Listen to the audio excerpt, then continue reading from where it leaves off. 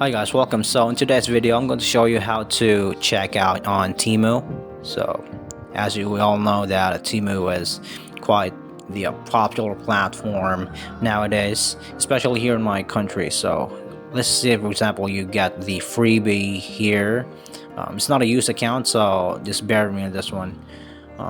Let's get one of their freebies and click on checkout. So especially if you're just trying to buy and you've already gone through this process, the same thing applies. Just click on confirm.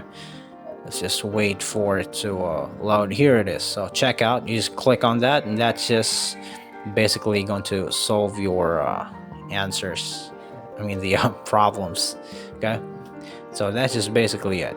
So in here you could basically, as you all know, coupons.